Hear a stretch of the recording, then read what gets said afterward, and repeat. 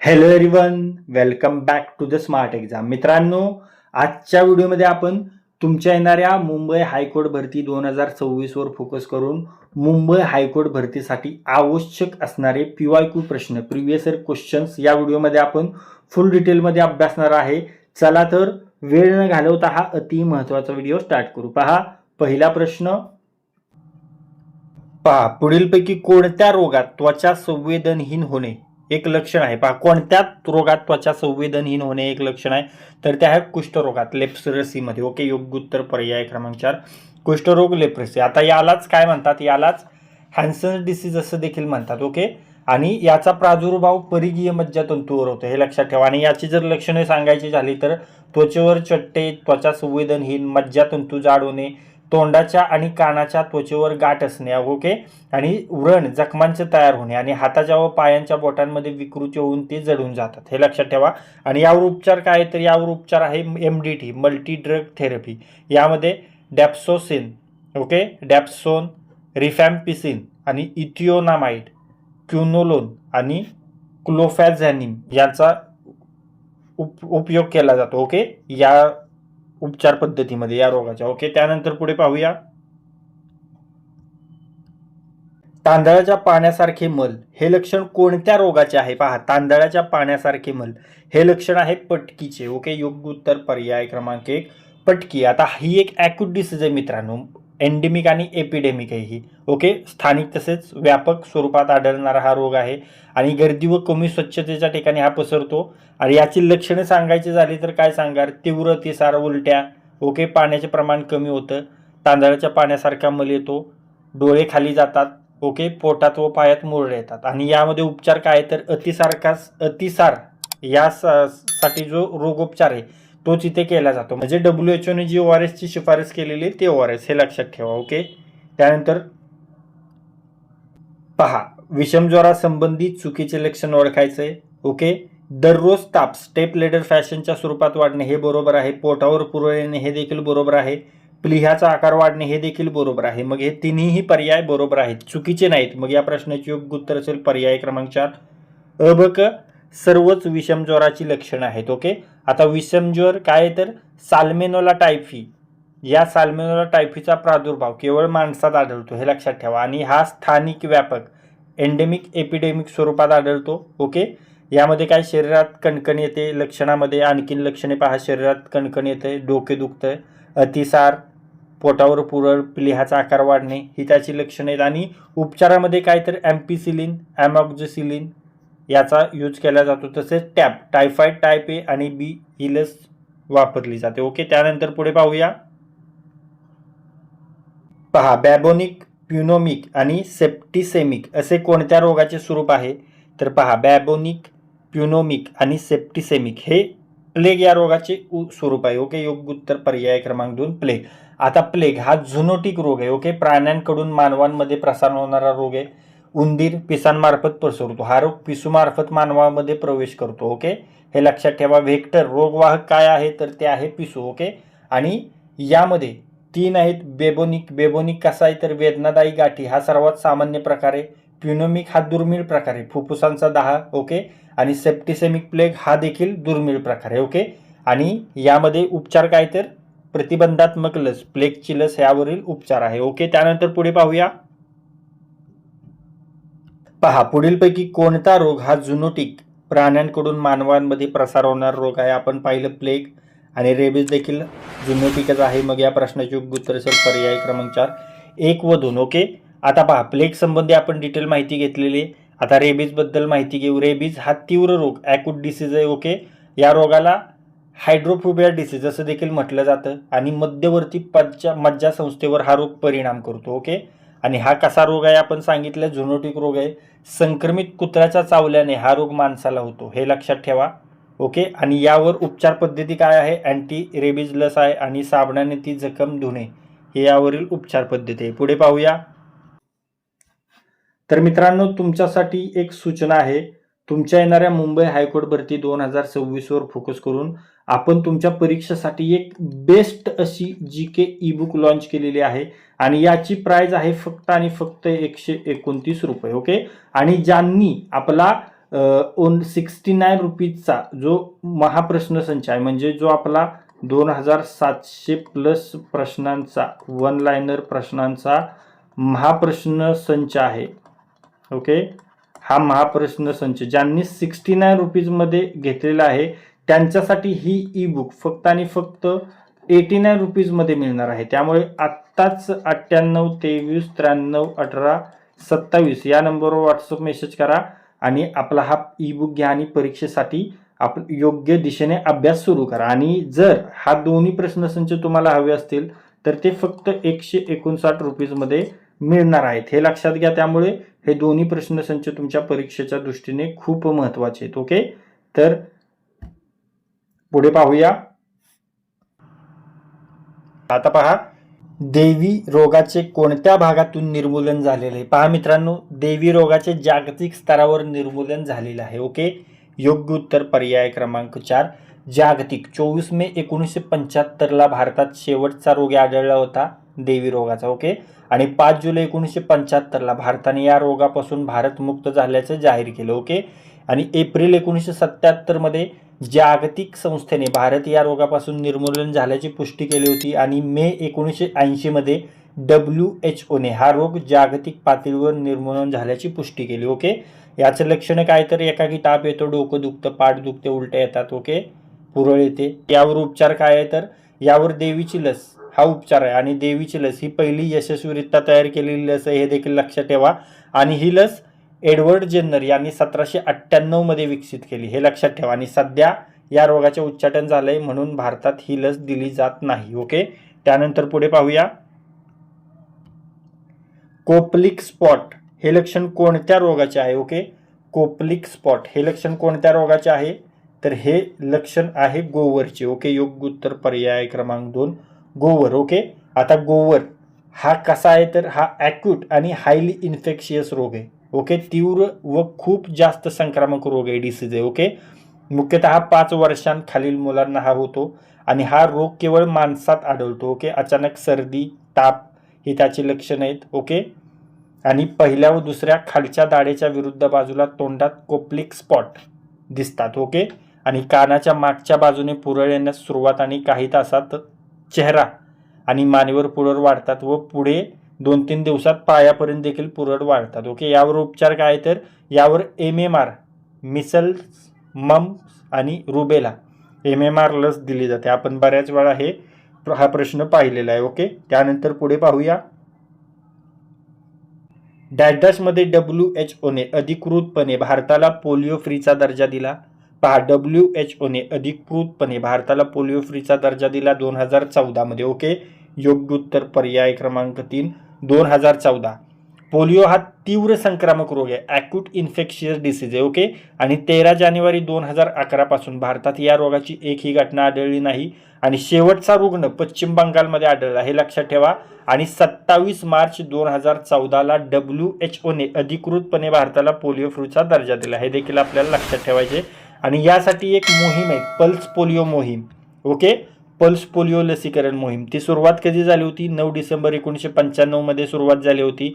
0 ते 5 वर्षांदरम्यानच्या बालकांसाठी ती सुरू होती आणि यामध्ये OPV लस दिली जाते, म्हणजेच साबीनची लस दिली जाते. ओके, त्यानंतर पुढे पाहूया.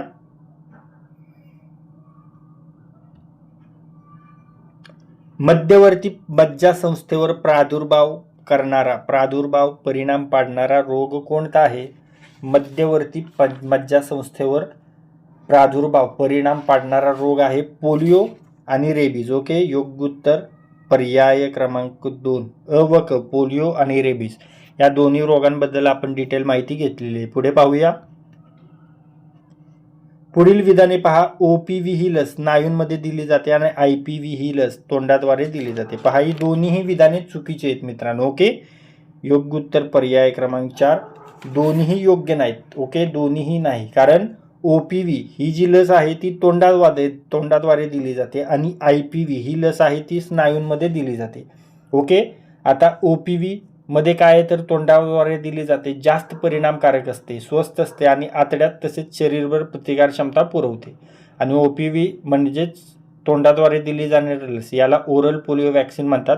आणि IPV म्हणजे निष्क्रिय पोलिओ लस, इनॅक्टिवेटेड पोलिओ वॅक्सिन. ओके, निष्क्रिय विषाणूचा वापर यामध्ये केला जातो. त्वचेखाली किंवा स्नायूमध्ये सबक्युनियसली आणि किंवा इंटरडर्मली ही लस दिली जाते. ओके, आणि OPV पेक्षाही कमी परिणामकारक असते. ओके, आणि केवळ सर्क्युलेटिंग अँटीबॉडी तयार करते, हे लक्षात ठेवा. आणि यामध्ये साल्क असते, IPV मध्ये साल्क असते आणि OPV मध्ये साबीन लस असते. ओके, त्यानंतर पुढे पाहूया. पल्स पोलिओ लसीकरण मोहिमेत कोणत्या प्रकारची लस दिली जाते? आता पहा, पल्स पोलिओ लसीकरण मोहीम. आता मित्रांनो, इथे एक गोष्ट मी तुम्हाला सांगणार आहे. आता पहिलं पहा, पल्स पोलिओ मोहिमेत कोणत्या प्रकारची लस दिली जाते? तर पल्स पोलिओ लसीकरण मोहिमेत साबीन प्रकारची लस दिली जाते. ओके, आता साबीन आणि साल्क या दोन्ही लसी पोलिओमध्ये वापरल्या जातात, हे लक्षात ठेवा. पण जी साबीन लस आहे ती ओरल म्हणजे तोंडाद्वारे दिली जाते आणि ही जी साल्क आहे ती IPV म्हणजेच त्वचेखाली दिली जाते, म्हणजे इंजेक्शनद्वारे ही साल्क लस दिली जाते, हे लक्षात ठेवा. आता आपला प्रश्न काय आहे, तर पल्स पोलिओ लसीकरण मोहीम. आता पल्स पोलिओ लसीकरण मोहिमेत तुम्हा सर्वांना माहिती आहे, 2 बूंद जिंदगी काय आहे त्याची टॅगलाईन, 2 बूंद जिंदगी. ते कशी दिली जाते? तोंडाद्वारे दिली जाते, बरोबर. मग मी तुम्हाला काय सांगितलं, जी साबीन आहे ती OPV आहे आणि साल्क आहे ती IPV, बरोबर. साबीन आहे ती OPV आहे आणि साल्क आहे ती IPV. म्हणजेच इथे आपल्याला जी साबीन आहे ती OPV म्हणजेच ती इथे यूज केली जाते मोहिमेमध्ये, बरोबर. त्यामुळे कन्फ्यूज व्हायचं नाहीये. पुढे पाहूया. स्वाईन फ्लूचा विषाणू ओळखा. पहा, स्वाईन फ्लूचा विषाणू ओळखायचा आहे. H1N1, H2N2, H3N2 आणि H5N1. तर स्वाईन फ्लूचा विषाणू कोणता आहे? तर तो आहे H1N1, बरोबर. योग्य उत्तर पर्याय क्रमांक 1 H1N1. त्यानंतर पुढे पाहूया. H5N1 या विषाणूमुळे कोणता रोग होतो? H5N1 या विषाणूमुळे बर्ड फ्लू हा रोग होतो. ओके, योग्य उत्तर पर्याय क्रमांक 1 बर्ड फ्लू. समोरचा प्रश्न पाहूया. स्लिम डिसीज म्हणून कोणत्या रोगाला ओळखले जाते? पहा, स्लिम डिसीज म्हणून कोणत्या रोगाला ओळखले जाते? तर ते एड्स या रोगाला ओळखले जाते. ओके, योग्य उत्तर पर्याय क्रमांक 3 एड्स. समोरचा प्रश्न. डॅश डॅश या रोगास जलसंत्रास रोग, हायड्रोफोबिया डिसीज असेही म्हणतात. मी तुम्हाला सांगितलं रेबीजला म्हणतात, बरोबर. योग्य उत्तर पर्याय क्रमांक 3 रेबीज. समोरचा प्रश्न. हॅन्सन डिसीज असे कोणत्या रोगाला ओळखले जाते? मी तुम्हाला सांगितलं हॅन्सन्स डिसीज म्हणून कुष्ठरोगाला ओळखले जाते, बरोबर. योग्य उत्तर पर्याय क्रमांक 1 कुष्ठरोग. समोरचा प्रश्न. एड्सच्या विषाणूचे जनुकीय घटक मानवी शरीराबाहेर ज्याच्या स्वरूपात असतात? RNAच्या स्वरूपात. ओके, योग्य उत्तर पर्याय क्रमांक 1 RNA. समोरचा प्रश्न. एड्सचे HIV विषाणू मानवी शरीरातील कोणत्या घटकावर हल्ला करतात? एड्सचे HIV विषाणू मानवी शरीरातील CD4 लिम्फोसाइट या घटकावर हल्ला करतात. ओके, योग्य उत्तर पर्याय क्रमांक 1 CD4 plus helper lymphocyte T4 lymphocyte. Okay, त्यानंतर पुढे पाहूया. BCG ही लस कोणत्या रोगासाठी प्रतिबंधात्मक उपाय म्हणून दिली जाते? पहा, BCG ही लस क्षयरोगासाठी प्रतिबंधात्मक उपाय म्हणून दिली जाते. ओके, योग्य उत्तर पर्याय क्रमांक 1 क्षयरोग. समोरचा प्रश्न. डॉट्स हा चिकित्सेचा उपाय कोणत्या रोगासाठी अवलंबला जातो?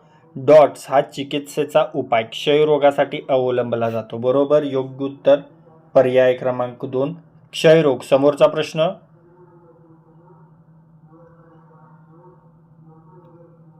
कुष्ठरोगाच्या मल्टीड्रग थेरपीमध्ये कोणत्या औषधींचा उपयोग केला जात नाही? पहा, कुष्ठरोगाच्या मल्टीड्रग थेरपीमध्ये कोणत्या औषधींचा उपयोग केला जात नाही हे मी तुम्हाला मगाशी डिटेल सांगितले, बरोबर. हे सर्व मी मगाशी तुम्हाला डिटेल सांगितले. ओके, तर त्यामध्ये डॅप्सोनचा उपयोग होतो.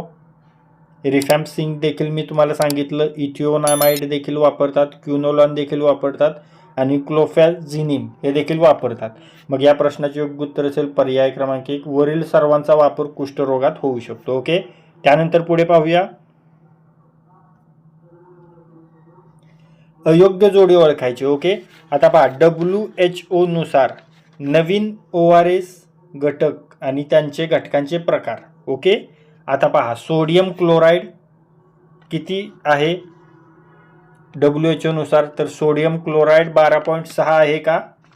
तर ते किती आहे? तर ते आहे 2.6. म्हणून ही चुकीची जोडी आहे. ओके, योग्य उत्तर पर्याय क्रमांक 1 ही चुकीची आहे, कारण सोडियम क्लोराईड आहे 2.6. त्यानंतर glucose anhydrase 13.5 gram per litre बरोबर आहे. Potassium chloride 1.5 gram per litre बरोबर आहे. आणि ट्रायसोडियम सायट्रेट डायहायड्रेट 2.9 हे देखील ग्रॅम पर लिटर बरोबर आहे, WHO नुसार आहे. ओके, त्यानंतर पुढे पाहूया, DPT हिलस कोणत्या रोगासाठी नाही? पहा, DPT हिलस कोणत्या रोगासाठी नाही? डेंग्यूसाठी नाही आहे, पोलिओसाठी नाही, विषमज्वरसाठी देखील नाही. म्हणून या प्रश्नाचे योग्य उत्तर असेल पर्याय क्रमांक 4 वरील सर्व. मग कशासाठी आहे? तर DPT ती आहे डिप्थेरिया, डांग्या खोकला, पर्ट्युसिस आणि टिटॅनस धनुर्वात. ओके, DPT पहा, DPT डिप्थेरिया, पर्ट्युसिस, डांग्या खोकला आणि टिटॅनस धनुर्वात यासाठी आहे. ओके, त्यानंतर पुढे पाहूया, डॅशडॅशची पहिली यशस्वीरित्या तयार केलेली लस एडवर्ड जेन्नर यांनी 1798 मध्ये विकसित केली. मी तुम्हाला सांगितलं, डॅशडॅशची पहिली यशस्वीरित्या तयार केलेली लस एडवर्ड जेन्नर यांनी 1798 मध्ये विकसित केली, तर ती आहे देवीची लस. ओके, योग्य उत्तर पर्याय क्रमांक 1, तर ती आहे देवीची लस. बरोबर. त्यानंतर पुढे पाहूया, पहा, अयोग्य जोडी ओळखायची. एका बाजूला आहेत रोग आणि दुसऱ्या बाजूला आहे औषधोपचार. बरोबर. आता कांजण्यासाठी ॲसिक्लोव्हिर बरोबर आहे का? औषधोपचार बरोबर आहे. आता स्वाईन फ्लूसाठी ऑस्टेल्टॅमिर बरोबर आहे का? औषधोपचार बरोबर आहे. आणि एड्ससाठी ॲजिडोथायमायडिन ATZ बरोबर आहे का? तर बरोबर आहे. मग या प्रश्नाचे योग्य उत्तर असेल पर्याय क्रमांक 4. वरीलपैकी एकही नाही, चुकीची एकही नाही. ओके, तर मित्रांनो, आत्तापर्यंत जे काही प्रश्न आपण पाहिलेले त्या प्रश्नापैकी काही प्रश्न मी तुम्हाला विचारणार आहे आणि त्याचे उत्तर तुम्हाला कमेंट बॉक्समध्ये सांगायचे. तुमच्यासाठीचा प्रश्न पहा, त्यावरूनच तुम्ही ठरवायचं की हा व्हिडिओ तुम्ही किती केअरफुली पाहिला आणि हा व्हिडिओ तुम्हाला किती वेळा आणखीन पाहायची गरज आहे. ओके, देवी रोगाचे कोणत्या भागातून निर्मूलन झालेले? 4 पर्याय आहेत. 4 पर्यायापैकी योग्य पर्याय तुम्हाला कमेंट बॉक्समध्ये सांगायचा आहे. ओके, प्रश्न पुन्हा एकदा पहा, देवी रोगाचे कोणत्या भागातून निर्मूलन झालेले आहे? 4 पर्याय आहेत. 4 पर्यायापैकी योग्य पर्याय तुम्हाला फटाफट कमेंट बॉक्समध्ये सांगायचे आहे. पुढे पाहूया, पहा, H5N1 या विषाणूमुळे कोणता रोग होतो? 4 पर्याय आहेत तुमच्याजवळ आणि या 4 पर्यायापैकी योग्य पर्याय तुम्हाला कमेंट बॉक्समध्ये सांगायचा आहे. ओके, प्रश्न पुन्हा एकदा पहा, H5N1 या विषाणूमुळे कोणता रोग होतो? 4 पर्याय आहेत तुमच्याजवळ आणि या 4 पर्यायापैकी योग्य पर्याय तुम्हाला फटाफट कमेंट बॉक्समध्ये सांगायचे. ओके, तर मित्रांनो, तुम्हाला पुन्हा एकदा आठवण करून देतो, तुमच्या येणाऱ्या मुंबई हायकोर्ट भरती 2026 वर फोकस करून मुंबई हायकोर्ट भरती 2026च्या सिलेबसनुसार आपण एक बेस्ट असं GKचं ईबुक लॉन्च केलेलं आहे आणि या ईबुकची आपण किंमत देखील खूप माफक ठेवली. फक्त आणि फक्त 129 रुपयामध्ये ही ईबुक आपण तुम्हाला देतोय. त्यासाठी तुम्हाला काय करायचंय? त्यासाठी तुम्हाला 98 23 93 18 27 या नंबरवर व्हॉट्सअप मेसेज करायचा आहे आणि फक्त 129 रुपयामध्ये ही ईबुक घ्यायचे. आणि स्पेशल ऑफर देखील आपण यासाठी दिलेले, ज्यांनी आपला 2700 प्लस वन लाइनर प्रश्नांचा महाप्रश्न संच घेतलेला आहे.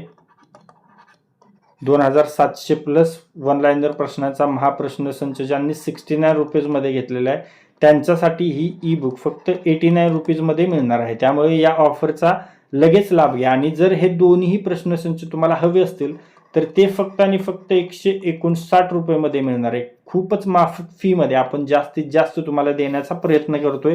त्यामुळे आत्ताच 98 23 93 18 27 या नंबरवर व्हॉट्सअप मेसेज करा आणि ज्या कोणत्याही नोट्स तुम्हाला हव्यात त्या नोट्स घ्या आणि आपल्या अभ्यासाला एक वेगळी दिशा द्या. तर मित्रांनो, या व्हिडिओमध्ये आज आपण तुमच्या येणाऱ्या मुंबई हायकोर्ट भरती 2026 वर फोकस करून मुंबई हायकोर्ट भरतीसाठी आवश्यक असणारे असे प्रिव्हियस इयर क्वेश्चन्स आपण डिटेलमध्ये अभ्यासलेले आहेत. हे सर्व PYQ आहेत हे सर्व प्रिव्हियस इयर क्वेश्चन्स आहेत. त्यामुळे तुमच्या येणाऱ्या परीक्षेमध्ये या व्हिडिओमधील बरेचसे प्रश्न तुम्हाला नक्कीच दिसणार आहेत. त्यामुळे हा व्हिडिओ जास्तीत जास्त वेळा रिवाइज करा मित्रांनो, कारण हे सर्व प्रिव्हियस इयर क्वेश्चन्स आहेत, हे सर्व PYQ आहेत. त्यामुळे तुमच्या येणाऱ्या परीक्षेमध्ये बरेचसे प्रश्न या व्हिडिओमधील दिसणार आहेत. त्यामुळे हा व्हिडिओ जास्तीत जास्त वेळा रिवाइज करा आणि जर हा व्हिडिओ तुम्हाला युजफुल वाटला असेल तर या व्हिडिओला लाईक करा.